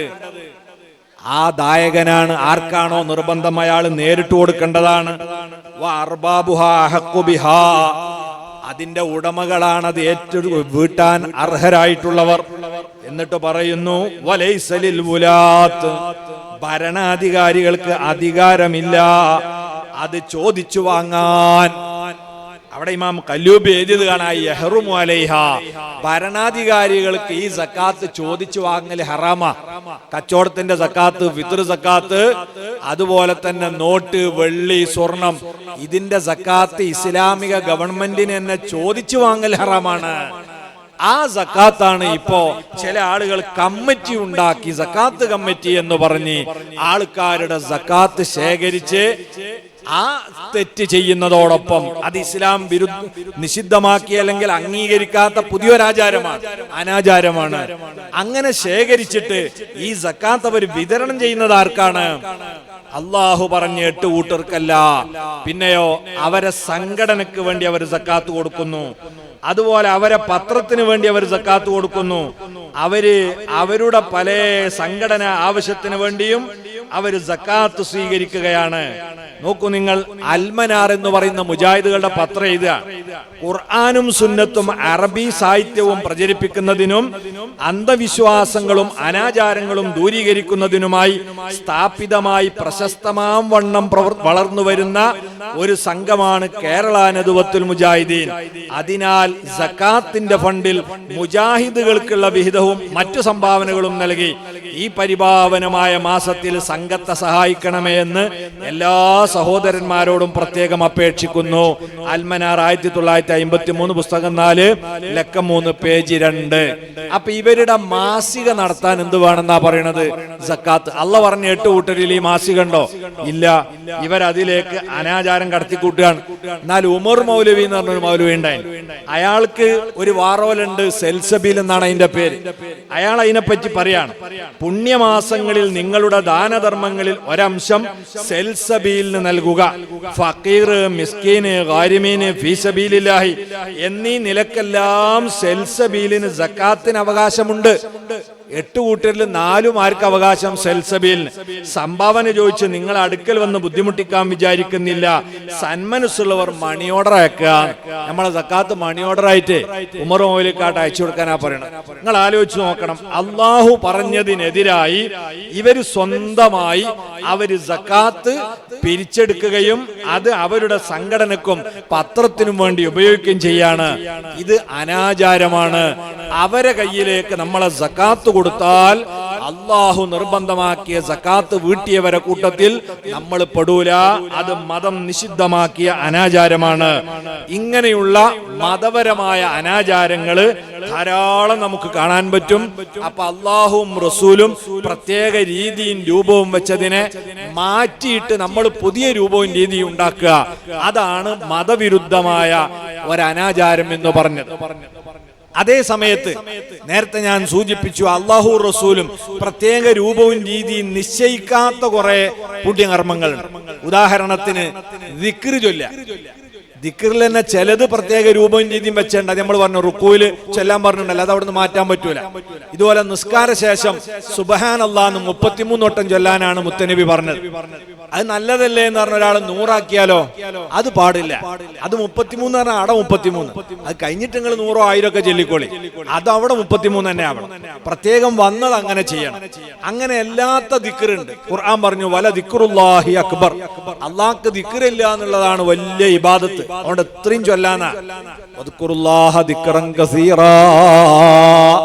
ഖുർആനിൽ അല്ലാഹ് പറയുന്നുണ്ട്, നിങ്ങൾ ധാരാളമായി ദിക്ർ ചൊല്ലുക.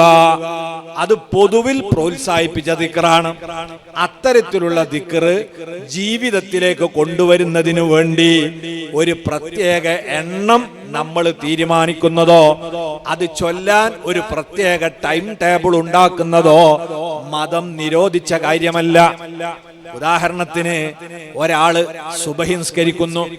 സാധാരണ സുബഹിന്റെ ശേഷം വാരിദായ ദിക്റുണ്ട്. ലാ ഇലാഹ ഇല്ലല്ലാഹു വഹ്ദഹു ലാ ശരീക ല ലഹുൽ മുൽക്കു വലഹുൽ ഹംദു യുഹ്യി വയുമീതു വഹുവ അലാ കുല്ലി ഷൈഇൻ ഖദീർ. എന്റെ ശബ്ദം കേൾക്കുന്ന ഉമ്മമാരെ, ചെറുപ്പക്കാരെ, എല്ലാ മുഅ്മിനീങ്ങളും ശ്രദ്ധിക്കണം.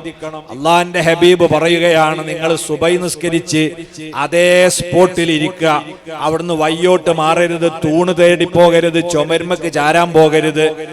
അതേ ഇരുത്തത്തിൽ ഇരുന്ന് ഈ ഷഹാദത്ത് 10 തവണ നിങ്ങൾ ചൊല്ലുകയാണെങ്കിൽ അന്ന് മഗ്രിബ് വരെ നിങ്ങൾക്ക് അനിഷ്ടകരമായ ഒരാപത്തും അള്ളാഹു വരുത്തി വെക്കൂല.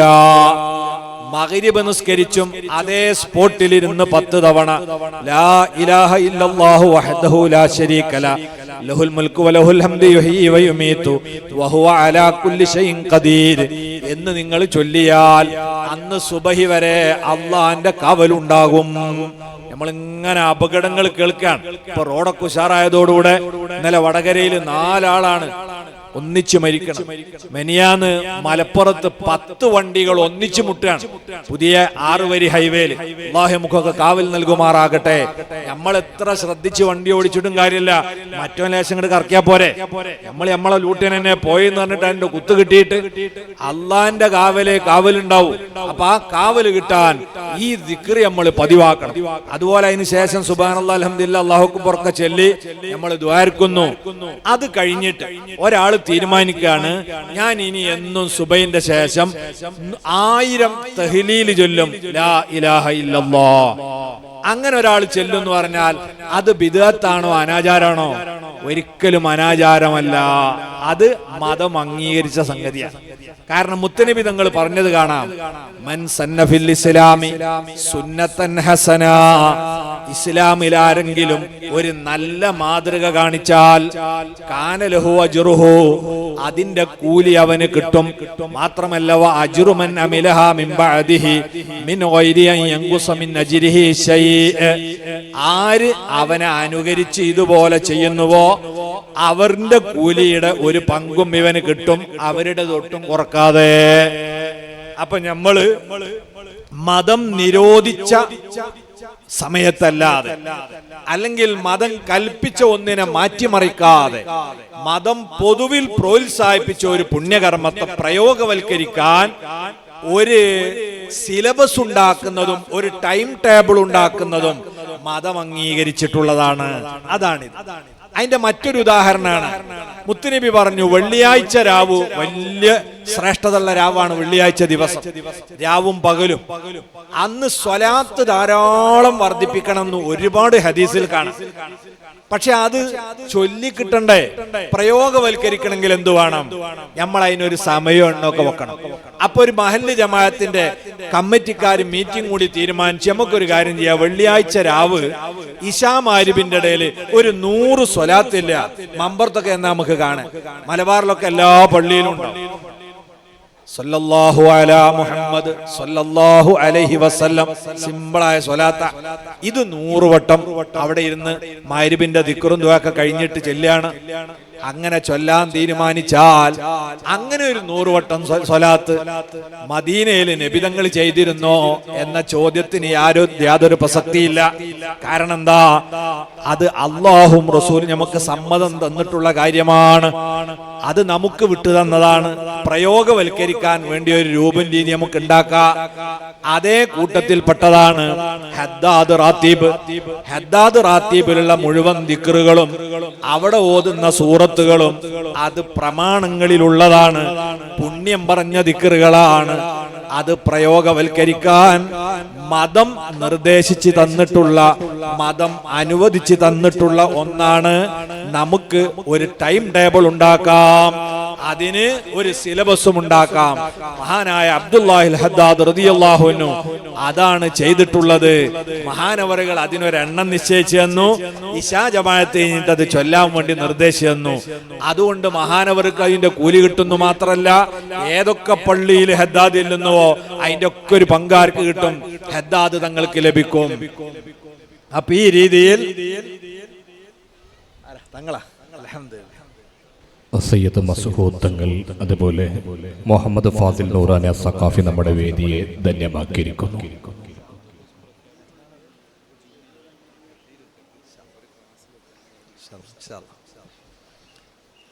അപ്പോ ഹദ്ദാദ് തങ്ങൾ ആ ഒരു രൂപവും രീതിയൊക്കെ നിശ്ചയിച്ചു തന്നു. അത് മതം അംഗീകരിച്ചതാണ്. അത് അങ്ങനെ തന്നെ നബി തങ്ങൾ ചെയ്തോളാം എന്നില്ല. ഇതേപോലെ നിങ്ങൾ നോക്കൂ, നബി സല്ലല്ലാഹു അലൈഹി വസല്ലമ തങ്ങളുടെ ജന്മത്തിൽ സന്തോഷം പ്രകടിപ്പിക്കും. അത് പൊതുവിൽ മതം അംഗീകരിച്ച ഒരു കാര്യമാണ്. അതിന് ഇന്ന രൂപത്തിലേ ആകാവൂ, ഇന്ന കോലത്തിലേ ആകാവൂ എന്ന് പറഞ്ഞ് ഒരു നിഷ്കർഷതല്ല. അതുകൊണ്ട് മതം വിരോധിക്കാത്ത ഏതു വിധത്തിലും നബി സല്ലല്ലാഹു അലൈഹി വസല്ലമ തങ്ങളെ കൊണ്ട് സന്തോഷം പ്രകടിപ്പിക്കാം. അല്ലാഹുവിന്റെ ഖുർആൻ പറയുന്നത് ഖുൽ ബിഫളില്ലാഹി വബിറഹ്മത്തിഹി ഫബിദാലിക ഫല്യഫറഹൂ. പറയൂ നബിയേ, അള്ളാഹുവിന്റെ ഔദാര്യമാകുന്ന പരിശുദ്ധ ഖുർആൻ കൊണ്ടും അവിടത്തെ കാരുണ്യമാകുന്ന പ്രവാചകരെ കൊണ്ടും നിങ്ങൾ സന്തോഷം പ്രകടിപ്പിക്കുക. അപ്പൊ മുത്തുനബിയെ കൊണ്ട് സന്തോഷിക്കണമെന്ന് പറയുന്നത് ആരാ? അല്ലാഹുവാണ്. മാത്രമല്ല സൂറത്ത് ഹജ്ജിൽ അല്ലാഹു ഒരു കാര്യം കൂടെ പറഞ്ഞിട്ടുണ്ട്, വദക്കിറുഹും ബിഅയ്യാമില്ലാ. അല്ലാഹു അനുഗ്രഹം ചെയ്ത ദിവസങ്ങൾ വരുമ്പോൾ അത് നിങ്ങൾ ജനങ്ങളെ ഓർമ്മിപ്പിച്ചു കൊടുക്കുക. മുത്തുനബിയേക്കാൾ വലിയൊരു അനുഗ്രഹം ഏതാണ്? ആ നബിതങ്ങൾ ജനിച്ച ദിവസം വരുമ്പോൾ അത് ഓർക്കണം. അതുകൊണ്ടാണ് മുത്തുനബിതങ്ങൾ തന്നെ എന്ത് ചെയ്തു? സ്വഹീഹ് മുസ്ലിമിന്റെ ഹദീസിൽ കാണാം, സുഇലൻ നബിയ്യു സ്വല്ലല്ലാഹു അലൈഹി വസല്ലമ അൻ സൗമി യൗമിൽ ഇസ്നൈൻ. എല്ലാ തിങ്കളാഴ്ച ദിവസങ്ങളിലും നോമ്പ് പതിവാക്കുകയാണ് നബിതങ്ങൾ. ഇത് കണ്ട സ്വഹാബത്ത് ചോദിച്ചു, നബിയെ ഈ ദിവസത്തിന്റെ പ്രത്യേകത എന്താണ്? ഖാല ഫീഹി വുലിത്തു, അതെന്റെ ജന്മദിനമാണ്. അപ്പൊ പുന്നാര നബിതങ്ങളെ കൊണ്ട് സന്തോഷിക്കണമെന്നതിൽ അവിടുത്തെ ജന്മദിനവും പെടുന്നു, അവിടത്തേക്ക് സന്തോഷം ഉണ്ടായ എല്ലാ ദിനവും പെടും. സ്വഹാബത്ത് അതൊക്കെ സന്തോഷം പ്രകടിപ്പിച്ചിരുന്നു.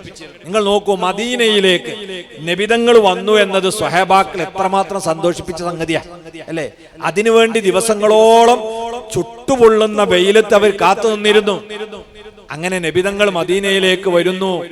ആ വരവ് കണ്ടപ്പോഴല്ലേ ദഫ് മുട്ടിയിട്ട് ത്വലഅൽ ബദ്റു അലൈന മിൻ സനിയാത്തിൽ വദാ വജബ ശുക്റു അലൈന മാദഅ ലില്ലാഹി ദാ. അല്ലാഹുവിന്റെ ഹബീബിനെ തന്നെ ഇന്ന് ദാ സയ്യിദ് അവറുകൾ ദഫ് കൊട്ടി കൊണ്ടുവന്നതുപോലെ പുന്നാര നബിതങ്ങളെ മസ്ജിദുൽ ഖുബാന്റെ പ്രദേശത്തേക്ക് പരിശുദ്ധമായ റബീഉൽ അവ്വൽ 8-ാം തീയതി ദഫ് കൊട്ടി ആനയിച്ചു കൊണ്ടുപോകുന്നു. പിന്നെ 4 ദിവസം അവിടെ കൂടി. 12-ന്റെ അന്നാണ് മദീനയിലേക്ക് റാലി. റബീഉൽ അവ്വൽ 12-ന് നമ്മൾ നബിദിന റാലി നടത്തലില്ലേ? ഇതിനാരാ നമുക്ക് മാതൃക കാണിച്ചത്? മഹാന്മാരായ സ്വഹാബത്താണ്. 700ഓളം വരുന്ന മുസ്ലിമീങ്ങൾ ഉണ്ടെന്ന് മദീനയിൽ. അഷ്റഫുൽ ഖൽഖ് സ്വല്ലല്ലാഹു അലൈഹി വസല്ലമ തങ്ങളെ റബീഉൽ അവ്വൽ 12-നാണ് അവർ ദഫ് കൊട്ടിയിട്ട് മദീനയിലെ ഇന്നത്തെ മസ്ജിദുൻ നബവി നിലകൊള്ളുന്ന സ്ഥലത്തേക്ക് ആനയിച്ചു കൊണ്ടുപോയിട്ടുള്ളത്. അത് മുത്തുനബിയുടെ പേരിൽ സന്തോഷം പ്രകടിപ്പിച്ചതാണ്. അതിന് മതം അംഗീകരിച്ച സംഗതിയാണ്, അതിന് പ്രകടനം. മറ്റുള്ളവർക്കൊന്നും ബുദ്ധിമുട്ടില്ലാത്ത രീതിയിൽ റാലിയായി ദഫ് കൊട്ടിയിട്ടാണ് നബിതങ്ങൾ കൊണ്ടുപോയത്. മറ്റൊരു റസൂലുള്ളാഹിനെ കൂട്ടിയിട്ടുള്ള റാലിയാണ് ബദറിന്റെ അന്ന് നബിതങ്ങൾ വിജയശ്രീലാളിതനായി മദീനയിലേക്ക് ബദർ കഴിഞ്ഞ് തിരിച്ചു വന്നപ്പോൾ സ്വഹാബത്ത് ദഫ് കൊട്ടിയാണ് കൊണ്ടുപോയത് എന്ന് ഹദീസിന്റെ ഗ്രന്ഥങ്ങളിലും ചരിത്ര കിതാബുകളിലും കാണാം. അപ്പൊ നബിതങ്ങളുമായി ബന്ധപ്പെട്ട് സന്തോഷം പ്രകടിപ്പിക്കാൻ അല്ലാഹുവും റസൂലും അനുമതി തന്നിട്ടുള്ളതാണ്. അത് ഇന്ന രൂപത്തിലാകണമെന്ന് പറഞ്ഞ് പ്രത്യേകമായ ഒരു ഇബാദത്താക്കി, ഒരു പ്രത്യേക രീതിയും രൂപവും നിശ്ചയിച്ച ഇബാദത്താക്കി തന്നിട്ടില്ല. പുണ്യകർമ്മമാണ്. അതിന് നമ്മുടെ ഒഴിവും കഴിവും സാമ്പത്തിക ശേഷിയൊക്കെ അനുസരിച്ച് നമുക്ക് ഒരു രൂപമുണ്ടാക്കാം. അത് രാജകീയമായ ഒരു രൂപത്തിൽ ഒരു ഭരണകൂടത്തിന്റെ നേതൃത്വത്തിൽ ഒരു ആഘോഷമാക്കി മാറ്റിയതാണ് മുളഫർ രാജാവ് മീലാദ് ആഘോഷിച്ചു എന്ന് പറഞ്ഞ. അല്ലാതെ റസൂലുള്ളാഹിന്റെ ജന്മത്തിൽ സന്തോഷിക്കുക എന്നത് മുളഫർ രാജാവ് ഉണ്ടാക്കിയെന്നല്ല, അത് അള്ളാഹ് പറഞ്ഞതാണ്, റസൂല് പറഞ്ഞതാണ്. മുളഫർ രാജാവ് തന്റെ രാജകീയമായ പ്രൗഢിയോടെ അതൊരു ആഘോഷാക്കിയതാണ്. ഏതുപോലെ നമ്മളെ ഇന്ത്യ രാജ്യത്ത് നമുക്ക് നബിതങ്ങളുടെ ജന്മദിനം അവധിയായി പ്രഖ്യാപിച്ചു എന്നതാരാ? അത് VP സിംഗ് എന്ന് പറഞ്ഞ പ്രധാനമന്ത്രിയാണ്. ഇതുപോലെ ഭരണകൂടത്തിന്റെ നേതൃത്വത്തിൽ ഒരാഘോഷം നടത്തിയതാണ് മുളഫർ രാജാവ്. അല്ലാതെ എല്ലാ മഹാന്മാരായ സ്വഹാബത്തും മുൻഗാമികളും ഒക്കെ പ്രവാചകരുടെ ജന്മത്തിൽ സന്തോഷം പ്രകടിപ്പിച്ചിട്ടുണ്ട്. അതിന്റെ പേരിൽ നടക്കുന്ന കാര്യങ്ങൾ മതം അംഗീകരിച്ചതാണോ എന്നേ നോക്കേണ്ടതുള്ളൂ. മതം നിരോധിച്ചതാകാൻ പാടില്ല. അതെല്ലാം മതം അംഗീകരിച്ചല്ലേ. അതിൽ ഏറ്റവും പ്രധാനപ്പെട്ട റസൂലുള്ളാഹിന്റെ മൗലിദ് ഓതലല്ലേ. അതല്ലേ ഇപ്പൊ നമ്മൾ ചെയ്യുന്ന റസൂലുള്ളാഹിന്റെ മീലാദിൽ സന്തോഷിച്ച്. അത് ഖുർആൻ എടുത്തു നോക്കിയാൽ മുഴുവനും അമ്പിയാക്കളെ മദ്ഹാൻ. നോക്ക് നിങ്ങൾ, സൂറത്ത് ഇബ്രാഹിം, സൂറത്ത് യൂനുസ്, സൂറത്ത് യൂസുഫ്, സൂറത്ത് നൂഹ്, സൂറത്ത് മുഹമ്മദ്, എത്ര പ്രവാചകന്മാരെ പേരിലാണ് അല്ലാഹു ഖുർആനിൽ സൂറത്ത് അവതരിപ്പിച്ചത്. ഔലിയാക്കളുടെ പേരിലല്ലേ? സൂറത്തുൽ കഹ്ഫ്, സൂറത്ത് മറിയം, സൂറത്ത് ലുഖ്മാൻ, ഇതൊക്കെ ഔലിയാക്കളെ അനുസ്മരണമാണ്. അപ്പൊ അമ്പിയാക്കളെയും ഔലിയാക്കളെയും മദ്ഹ് പറയണമെന്നതിന് ഇതിനേക്കാൾ വലിയ തെളിവെന്താ വേണ്ടത്? ഇനി നമ്മൾ പറഞ്ഞതുപോലെ പള്ളിയിൽ ഇങ്ങനെ ഇരുന്ന് പറയണമെന്നാണോ? അതും നബി സല്ലല്ലാഹു അലൈഹി വസല്ലം യഥേഷ്ടം പറഞ്ഞിട്ടുണ്ട്. സ്വഹീഹുൽ ബുഖാരിയിൽ ഇമാം ബുഖാരി റഹിമഹുല്ലാഹ് റിപ്പോർട്ട് ചെയ്ത ഹദീസ് ആയിഷ ബീവി റളിയല്ലാഹു അൻഹ പറയുന്നത് കാണാം. കാനൻ നബിയ്യു സ്വല്ലല്ലാഹു അലൈഹി വസല്ലമ യലഉ ലി ഹസ്സാന മിംബറൻ ഫിൽ മസ്ജിദി. അല്ലാഹുവിന്റെ റസൂൽ ഹസ്സാൻ ഇബ്നു സാബിത്ത് തങ്ങൾക്ക് മദീനത്തെ പള്ളിയിൽ ഒരു സ്റ്റേജ് തന്നെ ഒരുക്കി കൊടുത്തിരുന്നു. യഖൂമു അലൈഹി ദായിമൻ യുഫാഖിറു അൻ റസൂലില്ലാഹി സ്വല്ലല്ലാഹു അലൈഹി വസല്ലം. എന്നും ഹസ്സാൻ ഇബ്നു സാബിത്ത് തങ്ങൾ മുത്തുനബിയെ മദ്ഹ് പറഞ്ഞ് ആ സ്റ്റേജിൽ പാട്ടുപാടുന്നു, ബൈത്ത് ചൊല്ലുന്നു, മദ്ഹ് ചൊല്ലുന്നു. നബി തങ്ങൾ എന്താ ചെയ്തത്? വയഖൂലുർ റസൂൽ, മുത്തുനബി ദുആ ചെയ്തു കൊടുക്കും. ഇന്നല്ലാഹ യുഅയ്യിദു ഹസ്സാന ബിറൂഹിൽ ഖുദുസ്. അല്ലാഹു ഹസ്സാൻ ഇബ്നു സാബിത്തിനെ വിശുദ്ധാത്മാവാകുന്ന ജിബ്രീൽ മുഖേന ശക്തിപ്പെടുത്തട്ടെ എന്ന് മുത്തുനബി ദുആ ചെയ്തു കൊടുക്കുകയാണ്. അപ്പൊ അള്ളാന്റെ റസൂല് അംഗീകരിച്ചതാണ് അവിടുത്തെ പേരിൽ മൗലിദ് ഓതൽ. പിന്നെ മരണപ്പെട്ടു പോയ ആളുകളുടെ അനുസ്മരണത്തിന്റെ ഭാഗമായി നമ്മൾ നടത്താറുള്ളത് അവരെ പേരിൽ അന്നദാനം നടത്തലല്ലേ? അത് റസൂലുള്ളാഹി ആയിഷ ഖദീജ റളിയല്ലാഹു അൻഹ വഫാത്തായിട്ട് ഇടക്കിടക്ക് ചെയ്തതല്ലേ? അപ്പം ദീനിന് സേവനം ചെയ്ത മഹാന്മാരെ അനുസ്മരിക്കുകയും ആദരിക്കുകയും ഒക്കെ ചെയ്യുന്നതിൽ മതം അംഗീകരിച്ചതാണ് അവരെ പേരിൽ ഭക്ഷണം വിതരണം നടത്തുക, അവരെ മൗലിദ് ഓതുക, അതിന്റെ പേരിൽ മതം അംഗീകരിച്ച വിധത്തിലുള്ള സന്തോഷം പ്രകടിപ്പിക്കുക. അത് ഓരോരുത്തരുടെയും ഒഴിവും കഴിവൊക്കെ അനുസരിച്ച്, സാമ്പത്തിക ഭദ്രതക്കനുസരിച്ച് വിപുലമായോ ചെറിയ രൂപത്തിലോ ഒക്കെ ആവാ. നിസ്കാരം പോലെ ഇന്നതുകൊണ്ട് തുടങ്ങി ഇന്നതുകൊണ്ട് അവസാനിപ്പിക്കുക എന്ന് പറഞ്ഞ ഒരു പ്രത്യേക രൂപം അതിനില്ല എന്നാണ്. അത് പ്രത്യേക പുണ്യകർമ്മമല്ല എന്ന് പറഞ്ഞാൽ അർത്ഥം. എന്നാൽ പൊതുവിൽ പ്രോത്സാഹിപ്പിക്കപ്പെട്ട പുണ്യകർമ്മങ്ങളാണ്. ഇങ്ങനെയാണ് ഇസ്ലാമിന്റെ എല്ലാ കാര്യങ്ങളിലും നമുക്ക് കാണാൻ പറ്റും. ഒരുപാട് ഉദാഹരണങ്ങൾ ആ രീതിയിൽ നമുക്ക് കാണാൻ പറ്റും. ആ കൂട്ടത്തിൽ പെട്ടത് തന്നെയാണ് മഹാന്മാരുടെ ഖബറിൽ നമ്മൾ ചെന്ന് എന്ത് ചെയ്യുന്നു? ഇപ്പൊ അവിടെ ചെന്ന് പല ആളുകളും ഖബറിന്റെ മേലെങ്ങനെ ഒരു പുതപ്പിടുകയാണ്, ജാറം മൂടുക എന്നതിന് പറയും. പുത്തനാശയക്കാര് വരും, ലോ ശിർക്കാണ് കുഫറാണ് എന്ന് പറയും. നിങ്ങൾ ആലോചിച്ചു, മഹാന്മാരെ ആദരിച്ച് നമ്മളൊരു ഷാളിട്ടാൽ അത് പൂജയും ശിർക്കുമാണ്. എങ്ങനെയാണ്? ഇപ്പൊ കാബ പടച്ചോനല്ലല്ലോ, പടപ്പല്ലേ? ആ കാബനപ്പം എന്താ ചെയ്യണത്? കില്ലട്ടിട്ട് അല്ലേ ആദരിക്കാം. അപ്പൊ അത് ശിർക്കാവോ? കാബനെ അങ്ങനെ ആദരിച്ച എത്ര കോടിക്കണക്കിന് ഉറുപ്പിയുടെ കില്ല കൊണ്ടാണ് കാബനെ ബഹുമാനിക്കണത്. നബി സല്ലല്ലാഹു അലൈഹി വസല്ലം തങ്ങളെ കാലത്തൊന്നും ആ രീതിയിലുള്ള വിലപിടിപ്പുള്ളൊന്നും ഉണ്ടായിട്ടില്ല. അത് പിന്നീട് ഉണ്ടായതാണ്. പക്ഷെ അതൊരു തെറ്റാണോ? അല്ല, അതൊരു ആദരവാണ്. അതേപോലെ തന്നെ നമ്മളിപ്പം ജീവിച്ചിരിക്കുന്ന മനുഷ്യന്മാരെങ്ങനെ ആദരിക്കാം? നമ്മളിപ്പോ ഒരാളെ സ്റ്റേജ് മേലൊക്കെ കൊണ്ടുവന്ന് ആദരിക്കൽ എങ്ങനെ? പൊന്നാട അണിയിച്ച് ആദരിക്കാന്ന് പറയും അല്ലെ? പൊന്നാട എന്ന് പറഞ്ഞാൽ എന്താ? അതിൽ പൊന്നും ആടിയൊന്നും ഉണ്ടാവില്ല, അതൊരു തുണിയാ. തുണി തോളിലൂടെ ഇട്ട് കൊടുത്തിട്ട് ബഹുമാനിക്കുക, ഷാളിട്ട് ആദരിക്കുക, നമ്മൾ ചെയ്യലില്ലേ? അത് ജീവിച്ചിരിക്കുന്ന ഒരാളെ തോളിലിട്ടാ തൗഹീദ്, എന്നാ മരിച്ചെടുക്കുന്ന ഒരാളെ ഖബറിന്റെ മേലിട്ടാ ശിർക്കാക അല്ല. അതൊരു ബഹുമാനത്തിന് സാധാരണ മനുഷ്യന്മാരൊക്കെ, ജാതി മതമൊന്നും വ്യത്യാസമല്ല, എല്ലാ വിഭാഗം ആളുകളും ഒരാളെ ആദരിക്കാൻ ചെയ്യുന്ന ഒരു കർമ്മമാണ് അവരെ ഒന്ന് ഷാളിട്ട് പുതപ്പിക്കുക. അതേ എവിടെയും സംഭവിക്കുന്നുള്ളൂ, ഇവിടെയും ബഹുമാനിക്കുക എന്നുള്ള ഒരു പുണ്യകർമ്മമാണ്. അതുകൊണ്ട് ആ ആദരവ് പുണ്യകർമ്മമാണ്. അതുപോലുള്ള ആദരവ് അതൊരിക്കലും തെറ്റല്ല. അത് അള്ളാഹു അനുവദിച്ച ആചാരത്തിൽപ്പെട്ടതാണ്. ഇങ്ങനെ മതം അംഗീകരിച്ച പുണ്യകർമ്മങ്ങൾ, മതം നിരോധിച്ച അനാചാരങ്ങൾ, ഇത് രണ്ടും നമ്മൾ വേർതിരിച്ച് മനസ്സിലാക്കാൻ ഈ മാനദണ്ഡം നമ്മൾ എപ്പോഴും മനസ്സിൽ വെക്കുക. പ്രത്യേക രൂപവും രീതിയും അള്ളാഹ് നിശ്ചയിച്ച് തന്നതിനെ മാറ്റാനോ തിരുത്താനോ പാടില്ല. പൊതുവിൽ പ്രോത്സാഹിപ്പിച്ച പുണ്യകർമ്മങ്ങളെ നമുക്ക് അതിന്റെ രൂപവും രീതിയും ആവിഷ്കരിക്കാം.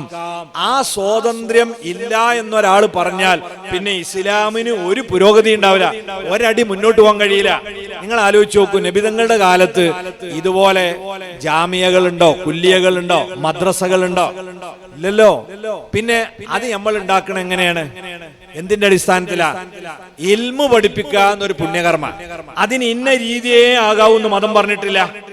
അതുകൊണ്ട് നമ്മൾ മദ്രസ എന്ന രീതി ഉണ്ട്, ഒന്ന് കോളേജ് എന്നതുണ്ട്, പിന്നെ യൂണിവേഴ്സിറ്റി എന്ന് പറഞ്ഞതുണ്ട്. ഇങ്ങനെ പല രീതിയുണ്ട്. അതിന് പാഠപുസ്തകങ്ങൾ, നബി തങ്ങളുടെ കാലത്ത് പാഠപുസ്തകം ഉണ്ടോ? ഇല്ല. മുഫത്തിസ് ഉണ്ടോ? പരീക്ഷ ഉണ്ടോ? അതൊന്നുമില്ല. അതൊക്കെ ഇപ്പൊ നമ്മൾ ഉണ്ടാക്കിയതാ. എന്നാൽ ഇതൊന്നും പുണ്യകർമ്മല്ലേ? പുണ്യകർമ്മമാണ്. അതിനൊക്കെ കൂലി കിട്ടും. അതിന് പൈസ ചെലവാക്കിയ ഓരോ ഉറുപ്പ്യക്കും അള്ളാഹിന്റെ അടുത്ത് പ്രതിഫലം ഉണ്ടാവും. പക്ഷേ അതെങ്ങനെ നമുക്ക് പുണ്യകർമ്മമായി? അത് പൊതുവിൽ പ്രോത്സാഹിപ്പിച്ച ഒരു കാര്യ. ഇൽമിനെ വ്യാപിപ്പിക്കണം, ഇൽമിനെ നിങ്ങൾ എല്ലാവർക്കും എത്തിച്ചു കൊടുക്കണം. അതിന് മതവിരുദ്ധമല്ലാത്ത ഏത് നല്ല രീതിയും രൂപവും നമുക്കുണ്ടാക്കാം. അത് നബിതങ്ങളുടെ കാലത്തില്ലല്ലോ എന്ന് പറഞ്ഞിട്ട് എന്താക്കണ്ട, അതിനെ ബിദ്അത്താണെന്ന് പറയണ്ട. ഇതേപോലെ തന്നെയാണ് സംഘടനാ സംവിധാനം. ചോദിച്ചു നോക്ക് നിങ്ങൾ, നബിതങ്ങൾ ഏത് സംഘടനന്റെ പ്രസിഡന്റാ? ഇപ്പൊ മുജാഹിദിലൊക്കെ പ്രസിഡന്റും സെക്രട്ടറിമാരുണ്ടല്ലോ. നബിതങ്ങൾ ഏതിന്റെ സെക്രട്ടറി ആയിരുന്നു? സിദ്ദീഖ് തങ്ങൾ എന്തിന്റെ പ്രസിഡന്റ് ആയിരുന്നു? അവർക്കൊക്കെ ഈ സംഘടനാ സംവിധാനം ഉണ്ടായിരുന്നു. അതപ്പം തെറ്റല്ലേ? സംഘടന ഉണ്ടാക്കൽ, അതിന്റെ പേരിൽ സമ്മേളനം നടത്തൽ, അതിന് കോടിക്കണക്കിന് ഉറുപ്പ്യ ചെലവാക്കൽ, അത് പുണ്യകർമ്മം അല്ലെങ്കിൽ പിന്നെന്താവണം? തെറ്റായ കർമ്മാവണ്ടേ? അപ്പൊ അതിന് കുറ്റം കിട്ടണ്ടേ? അങ്ങനെ വിശ്വാസം ഉണ്ടോ? അതിന് അള്ളാഹിന്റെ അടുത്ത് കൂലി കിട്ടൂലേ? കൂലി കിട്ടും. അതിന്റെ മാനദണ്ഡം എന്താ? ദീനിന്റെ ദഅവത്ത് നിങ്ങൾ നടത്തണം. ഉദു ഇലാ സബീലി റബ്ബിക ബിൽ ഹിക്മത്തി വൽ മൗഇളത്തിൽ ഹസന. ഹിക്മത്തോടുകൂടെ തന്ത്രപരമായി നിങ്ങൾ ദീനിന്റെ പ്രബോധനം നടത്തണം. ആ പ്രബോധനം നടത്താനുള്ള സംവിധാനത്തിന്റെ ഭാഗമാണ് സംഘടനാ സംവിധാനം. അത് നബി തങ്ങളുടെ കാലത്തില്ലെങ്കിലും നമുക്ക് ഉണ്ടാക്കണേന് വിരോധമില്ല. അത് പുണ്യകർമ്മം തന്നെയാണ്. സംഘടനാ പ്രവർത്തനം അള്ളാഹിന്റെ അടുത്ത് കൂലിയിട്ടണ ഇബാദത്താണ്. പക്ഷെ അത് പ്രത്യേകമായ രൂപവും രീതിയും നിശ്ചയിച്ച ഇബാദത്തല്ല. പൊതുവിൽ പ്രോത്സാഹിപ്പിക്കപ്പെട്ട ഒരു പുണ്യകർമ്മത്തിന് നമ്മളൊരു രീതിയും രൂപവും ആവിഷ്കരിച്ചതാണ്.